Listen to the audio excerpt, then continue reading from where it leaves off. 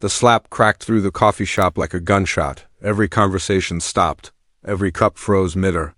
The man who had just been struck stood completely still, one hand resting flat on the table, his jaw tight, his eyes locked on the man across from him. Derek Lawson was laughing, loud, confident, performing for an audience he assumed was on his side. He had just called Nathan Cole a broke failure, a nobody in dirty work clothes. He had no idea that the man standing in front of him had survived operations that didn't exist on any official record. He was about to find out. The coffee shop on Jefferson Avenue was the kind of place that didn't try too hard. The chairs didn't match. The lighting was low and warm. And the woman behind the counter, a heavy-set woman in her 50s named Gloria, knew every regular by their order. It wasn't trendy. It wasn't loud. That was exactly why Nathan Cole came here every weekday at 4:30 without fail, like a man honoring a small, private agreement with himself. He had been coming for almost 2 years, since he moved back to the city, since he traded the structure of military life for sawdust and silence, and the slow satisfaction of building something with his hands. He worked long hours as a carpenter, took jobs wherever they came, and spent most of his evenings alone in a rented house that was too big for one person but served its purpose. The coffee shop was the one stop between work and home, where he allowed himself to sit, to breathe, to let the day settle before it became the next one. Nathan didn't look like a man with a history. That was the honest truth of it. He was broad-shouldered and lean, the kind of build that comes not from a gym, but from years of actual physical labor, first in the field, then in the workshop. His flannel shirt was faded, the sleeves rolled to the elbow, his forearms marked with old scars he never explained to anyone. He kept his hair short out of habit and his face largely unreadable. To anyone who glanced at him in passing, he was just another working man with dirt under his fingernails and nowhere particular to be. He ordered black coffee, the same as always. Gloria set it down in front of him with a brief nod, the way people communicate when words have long since become unnecessary. Nathan wrapped both hands around the mug and looked out the front window at the street. A delivery truck was backing into an alley. 2 women were walking fast, heads down against the late afternoon wind.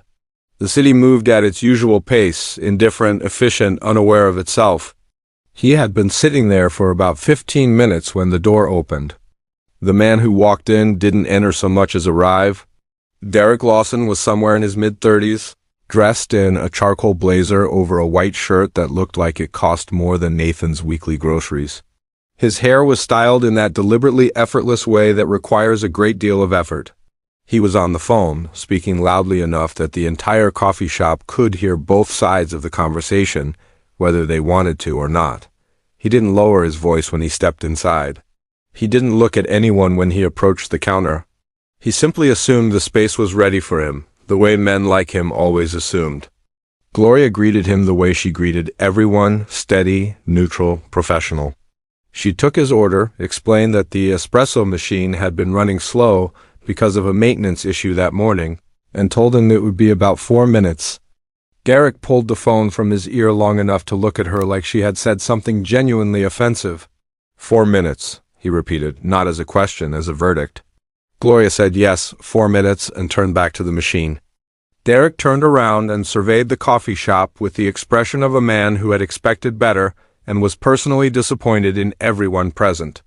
His gaze moved across the room without landing on anything with interest until it found Nathan sitting at the small table by the window. Old shirt, worn boots, calloused hands resting around a plain mug of black coffee. Something shifted in Derek's posture. The kind of shift that happens when a certain type of man identifies a target that feels safe.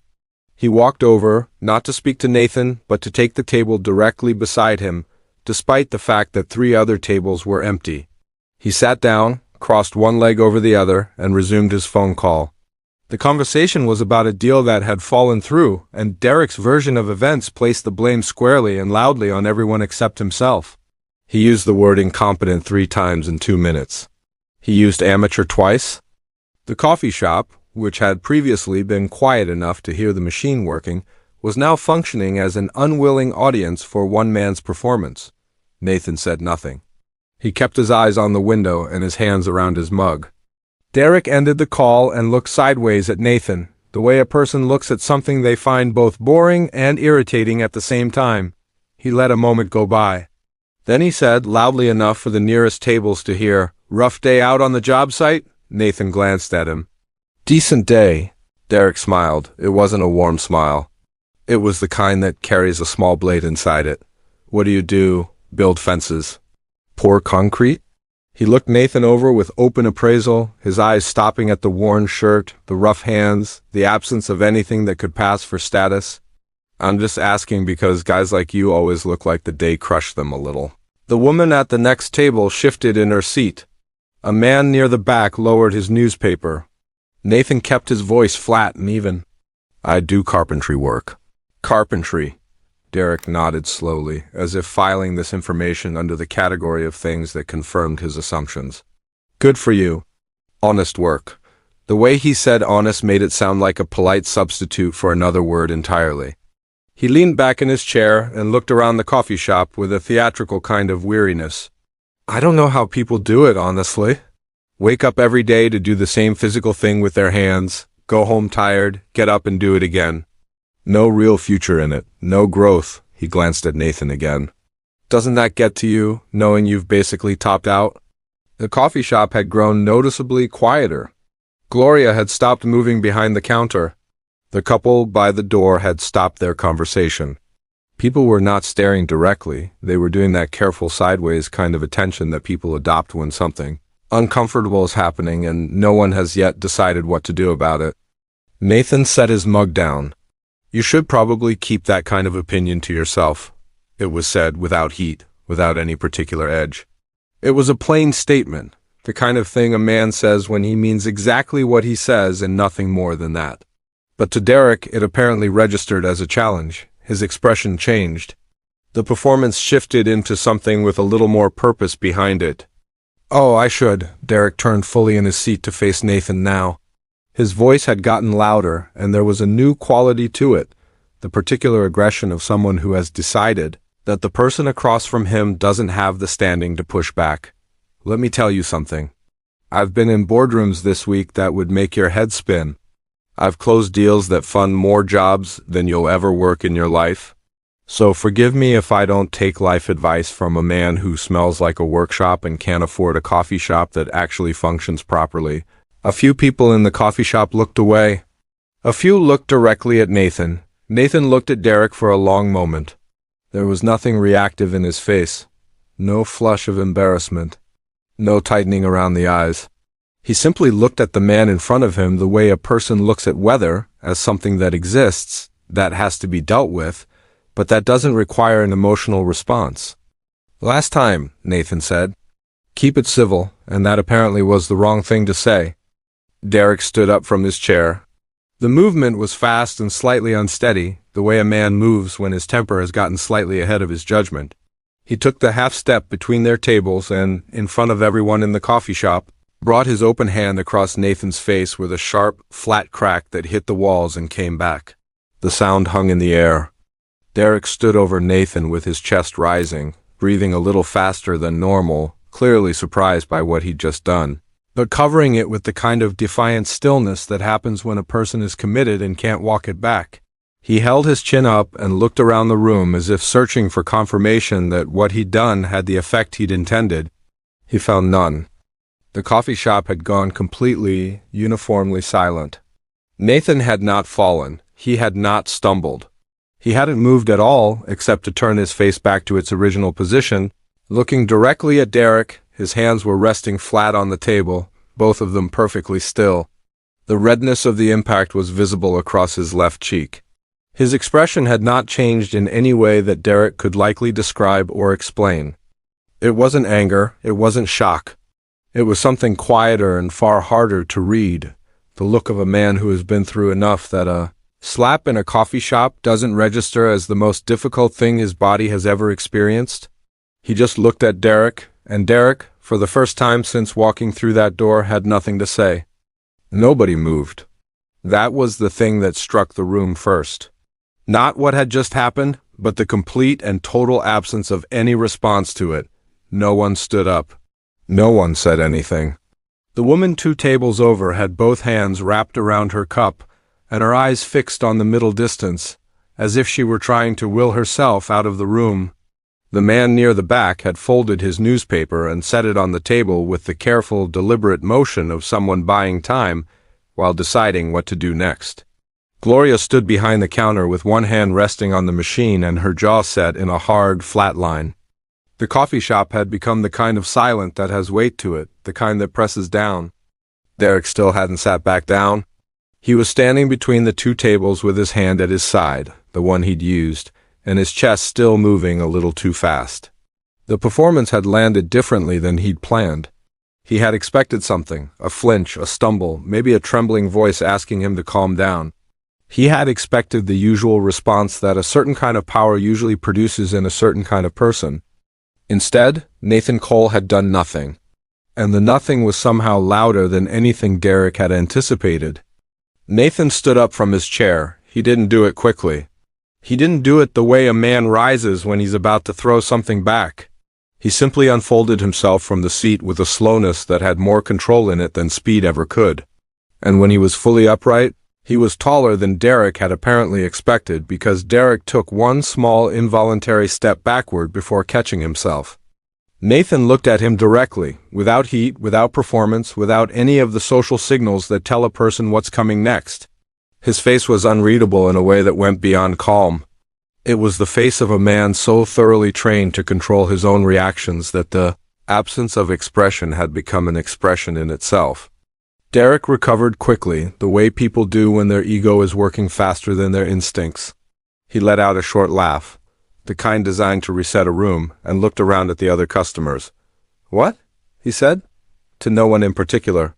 "Guy lets himself get pushed around all day, and I'm supposed to feel bad about it?" He spread his hands like a man making a reasonable argument. "I'm doing him a favor. Some people need to hear what the rest of us already know." He turned back to Nathan, and the smile returned, thinner this time, the blade closer to the surface. "Are you going to stand there all day, or are you going to do something?" It was a direct provocation. The room recognized it and tightened. Nathan said nothing. He stood exactly where he was and kept his eyes on Derek with that same flat, empty steadiness. It was the look of a man who had calculated 17 different ways the next 30 seconds could go and had simply decided which one he preferred. Derek's smile faltered, just slightly, just enough that the people watching from nearby tables caught it. Even if Derek himself didn't, the silence stretched. Derek opened his mouth, presumably to say something that would fill it. And that was when a chair scraped against the floor at the back of the room. An older man rose from a corner table. He was somewhere in his late 60s, with the kind of build that had once been significant and still carried the memory of it. His hair was silver and cut close. His posture straight in the manner of a man who had spent decades in environments where posture was not optional. He wore a plain button-down shirt and a canvas jacket, nothing that advertised anything about him. He had been sitting alone with a cup of coffee and a folder of papers, and until this moment no one had paid him any particular attention. He walked toward the front of the coffee shop at an unhurried pace, not toward Derek, toward Nathan. He stopped a few feet away and looked at Nathan for a moment with an expression that contained something complicated, recognition, and something adjacent to grief, and something that might have been respect worn smooth by time.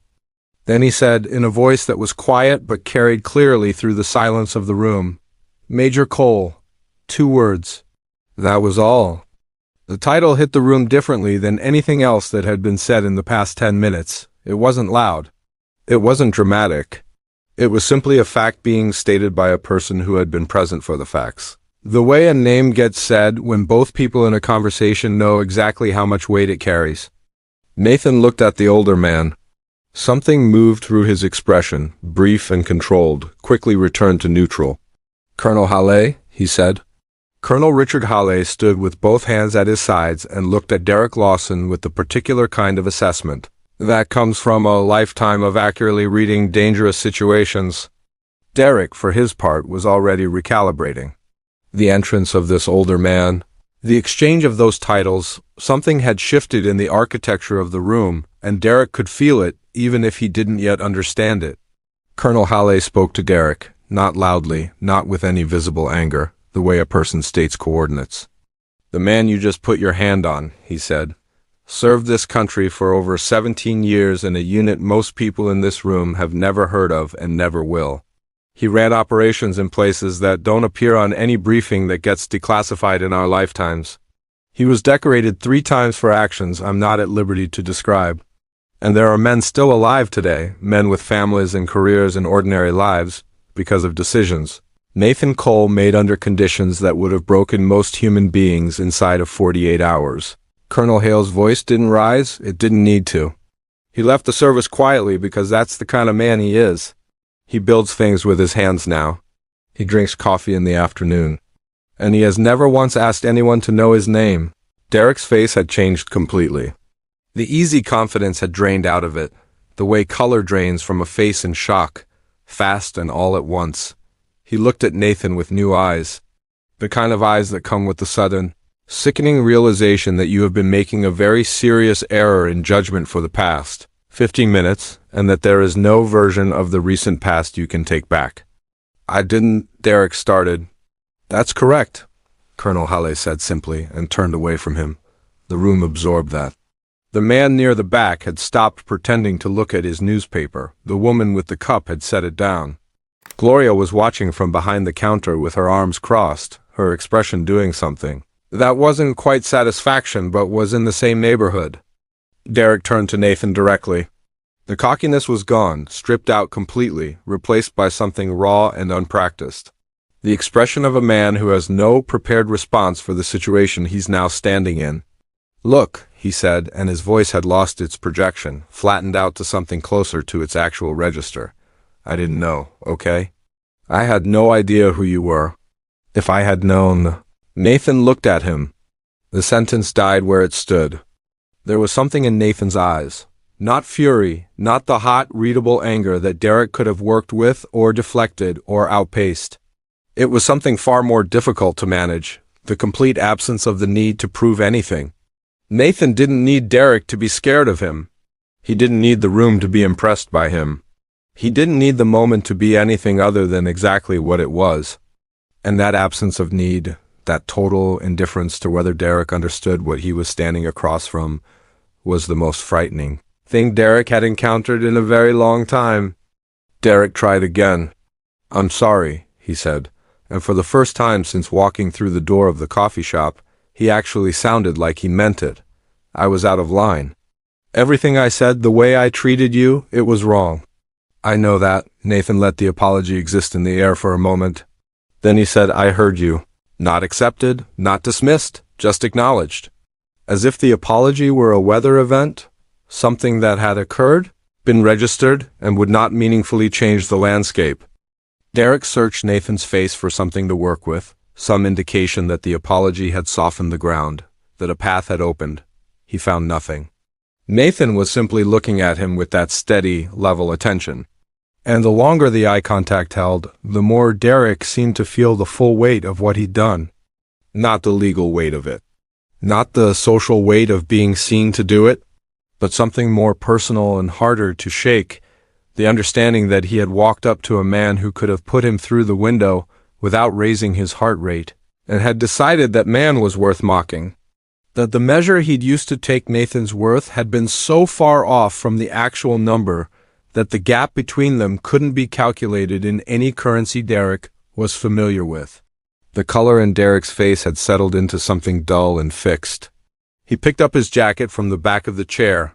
His coffee had never arrived, and straightened it with hands that weren't quite steady. He looked once more at Nathan, who hadn't moved, and then at Colonel Hale, who was now seated again at his corner table, as if nothing of particular note had occurred. Derek looked around the coffee shop at the faces that were no longer bothering to look away and found no allies. No sympathy, nothing that reflected back the version of events he'd walked in believing. Nathan's voice came before Derek reached the door, even-toned, unraised, carrying across the room without effort. "Go home," Nathan said. "Think about why you did that." "Not to me, I'm fine." "Think about why that's what you reached for." Derek didn't answer. He pushed through the door and walked out onto Jefferson Avenue, and the door swung shut behind him. and the coffee shop let out a collective breath that no one had planned. The afternoon light was the same as it had been. The delivery truck in the alley had gone. The two women Nathan had watched from the window were long gone. The city outside was moving the way it always moved, indifferent, efficient, unaware of itself. Inside, someone set a cup down. Someone else started a quiet conversation. Gloria turned back to the machine behind the counter and resumed her work without comment, which was perhaps the most dignified response available to anyone in the room. Nathan sat back down. He put both hands around his coffee mug, which had gone cold, and he looked out the window for a long time without saying anything. The coffee shop didn't return to normal all at once. It returned in pieces. First the sound, the low hum of the espresso machine resuming its work. The small ceramic sounds of cups being moved and spoons being set down. Then the conversation starting at the back of the room and moving forward slowly, the way water finds its level after something has disturbed it. Within a few minutes, the surface of the place looked the way it always looked, ordinary, unhurried, warm. But the people in it carried the last half hour with them, in their posture, in the way they glanced at Nathan's table, in the particular quiet that lingers after a room has collectively witnessed something it didn't expect. Nobody approached Nathan directly.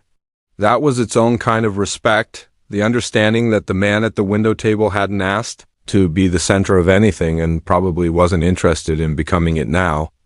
The woman who'd been sitting 2 tables over gathered her things and left with a brief, deliberate look in his direction. Not a stare, not a comment, just a look that acknowledged something without needing to name it. The man who'd folded his newspaper stood, buttoned his coat, and walked past Nathan's table.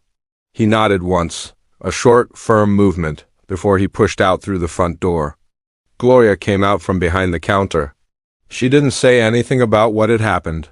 She picked up Nathan's cold mug, took it back, and returned a few minutes later with a fresh cup of black coffee, set it in front of him, and went back to her station without asking to be thanked. Nathan looked down at the new cup for a moment. Then he wrapped both hands around it the way he always did. Both hands, thumbs forward, the mug held like something worth holding. And he went back to looking out the window. At the corner table, Colonel Richard Halle had returned to his folder of papers. He had the focused, unhurried quality of a man who had learned long ago not to let the world rush him. He read for a while. He made a note in the margin of something. He finished his coffee. Then he closed the folder, set it aside, and looked across the room at Nathan for a long moment before he picked up his cup, rose from his seat, and walked over. He didn't ask permission to sit. He simply pulled out the chair across from Nathan with one hand and settled into it with the ease of a man who has shared enough difficult spaces with another person to consider social formalities beside the point. Nathan looked at him. Colonel Halle set his empty cup on the table and leaned back in the chair and looked out the window alongside Nathan, as if whatever Nathan was watching out there was worth watching. A full minute passed that way, 2 men looking at the street. Colonel Halle was the one who spoke first. "He hit you in front of a room full of people," he said. His voice was level, factual, carrying no particular charge. "And you just stood there." Nathan didn't answer right away.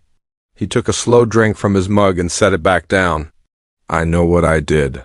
I'm not criticizing it," Colonel Halle said. "I watched the whole thing. I want to understand it."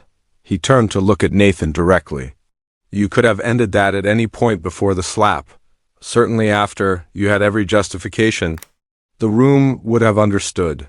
He studied Nathan's face with the kind of attention that comes from a lifetime of needing to read people accurately and quickly. "So what stopped you?" Nathan looked down at his hands resting on the table. The scars on his forearms were visible in the low, warm light.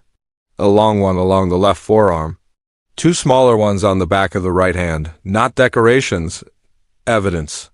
The record of specific moments in specific places that no longer officially existed.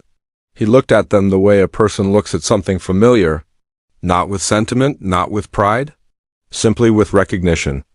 "I've been in situations," Nathan said, "where the violence was necessary, where everything depended on being faster than the other person, harder than the other person, more willing than the other person to do what needed doing."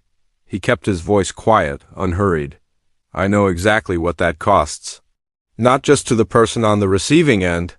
I know what it does on the other side, too. He took another drink of coffee. Derek Lawson is a loud, insecure man who made a bad decision in public. That doesn't put him on the same list as the people I've had to make hard choices about. Not even close? Colonel Halle said nothing. He let Nathan keep going, the way you let a man finish a thought he's been carrying for a while. If I'd hit him, Nathan continued, what would I have proven? That I could? I already know that. He'd know it for 30 seconds until the adrenaline wore off, and then he'd be nursing a bruised face and a story about how he got jumped by some lunatic in a coffee shop, and none of it would have meant anything. He looked out the window again. The way it actually went, him standing there, knowing what he didn't know, knowing what he'd just done and what could have followed and didn't, that's going to stay with him longer than a broken nose would have. Colonel Halle listened to all of this. Then he said, you've thought about this. Nathan gave a small, single sound that wasn't quite a laugh. I've had time. The colonel looked at him for a moment with that same worn, complicated expression he'd carried when he first said Nathan's name. A look that contained respect, and something heavier underneath it, the weight of shared history that didn't need to be spoken aloud to be present in the room. You were one of the best operators I ever worked with, he said. I mean that in the operational sense, but I think I mean it in other ways too. He turned and looked back out the window. You always knew what force was actually for. Most people don't. Nathan didn't respond to that directly. He finished the last of his coffee and set the mug down with a quiet, final sound. Around them, the coffee shop had settled fully back into its normal register. The couple by the door had resumed their conversation. Gloria was handling a new customer at the counter. The light through the front window was going gold as the afternoon tipped toward evening. The whole room looked like nothing had happened, which was, Nathan thought, exactly how a room should look after something gets handled correctly. He pulled on his jacket, the same worn canvas jacket he'd come in with, the one that didn't advertise anything about him, and reached into his pocket for a few folded bills. He set them on the table, enough to cover the coffee and something extra for Gloria, and he stood up. Colonel Halle looked up at him from the chair. You doing all right, Nathan? The question was simple and direct, and clearly meant more than its surface. It was the kind of question that two people who have been through significant things together ask each other when they haven't had the chance to ask in a long time. A question that really means, are you managing? Is the life you built working for you? Are you okay in the ways that matter? Nathan thought about it genuinely for a second or two. He thought about the rented house and the workshop out back, and the particular satisfaction of watching something take shape under his hands, from raw material into something useful and solid and true. He thought about how quiet the evenings were, and how the quiet didn't feel like absence anymore. How, at some point in the last 2 years, it had started to feel like something he'd actually chosen. He thought about afternoons in this coffee shop, the mismatched chairs in the low light, and Gloria, who knew his order and never asked him questions he didn't want to answer. Yeah, he said, I'm doing all right. Colonel Halle nodded once. He looked like he believed it. Nathan picked up his things and moved toward the front of the coffee shop. He passed the table where the woman had been sitting, now empty and wiped clean. He passed the place where Derek Lawson had stood, that specific patch of floor between two tables that had contained so much noise 30 minutes ago and now contained nothing at all. He didn't look at it. He walked to the door and pushed it open, and the late afternoon air came at him cool and direct, carrying the smell of exhaust and concrete and the faint bite of coming rain. Behind him, through the glass, the coffee shop went on. Gloria moved behind the counter. Someone laughed at something. The machine ran. Nathan walked down Jefferson Avenue with his hands in his jacket pockets, heading in the direction of home, and the city moved around him the way it always did, indifferent, efficient, unaware of itself. And he moved through it the same way, a man who looked like nothing in particular to anyone passing by, carrying everything that he was in total silence, the way he had always carried it. The way he had decided was the only way that made sense anymore. A life with no audiences and no titles and no one who needed to know what he was capable of. That, in the end, was what the capability was actually for. Not to be used on a loud man in a blazer who needed to feel large in a room, but to be held in reserve, quietly and completely, as the thing that never needed to be proven because it was never in any doubt. Nathan turned the corner at the end of the block and was gone. The street was ordinary in every direction,